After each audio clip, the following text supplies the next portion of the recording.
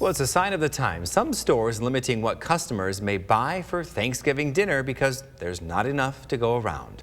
But pandemic-related supply chain problems are also making it harder for people to fulfill Christmas wishes. TV5's Trevor Sahaki introduces us to someone who made it her mission to hunt down just the right gift to put under the tree.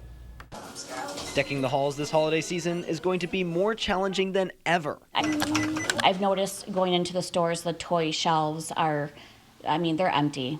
They're empty. It's really sad. And experienced shoppers like Sarah Johnson are bending over backwards to get what they want. I had a friend who, she lives in Indiana, and I asked her if her store, it was Walmart, if she they had a Magic Mixie there. The Magic Mixie toy, Johnson's arch enemy for months. Pickup not available, delivery not available, shipping not available. She actually went there for me and looked, and they did not, because it said that they had one.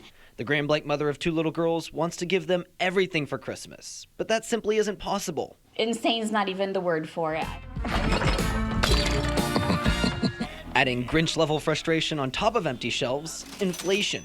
Just as quickly as 2 turtle doves become 12 drummers drumming, Johnson saw the Magic Mixie go from $50 a couple months ago to more than $100 today. So then when I went to go buy it, I was like, oh my goodness, and I noticed the price, and I just knew that I should have got it when I first saw it because I knew the price was going to go sky high. Supply chain holdups have parents wandering empty toy aisles at major retailers, searching for the last gift on the shelf.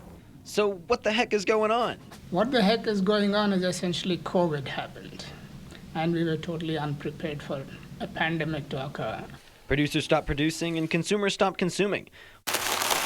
When supply started to return, demand didn't. Then demand grew, and there wasn't supply to match. Because our supply chains have been very stretched for a long time. Supply chains, the two words that are striking fear into the hearts of shoppers, producers, even Santa Claus himself. Rudolph, Christmas is not off. Everything that needs to be shipped has shipped, otherwise it's not coming. There's not enough time to get goods. Dr. Surinder Reddy is a professor of management at Saginaw Valley State University, specializing in supply chains. You should probably see higher prices and less supply, less choice. You may have fewer choices and higher prices. We've seen the ships at ports and the containers waiting to be unloaded, but a chain is only as good as its weakest link. But even if you are unable to unload the ship, there's a shortage of trucks because there's a trucker shortage. And if we can get a truck, then there's no space in the warehouse. Reddy doesn't see the supply chain crisis ending until next summer. I think we'll start redesigning our supply chains. There will be an impetus to come near to our shores rather than further away from our shores. Meaning more expensive production costs, but more responsive supply chains, which could help other moms like Johnson, who are constantly checking their Amazon accounts. I'll leave it in the cart. And then if there's been a price change, it'll say there's messages, about items in your cart, and then it'll either be going up or it'll be going down, which I have not had anything that the price has gone down on yet. But after weeks of searching, Johnson finally found what she wanted to put under the tree. I told my husband, I said, I'm just going to go down the toy aisle really quick to see if they have it.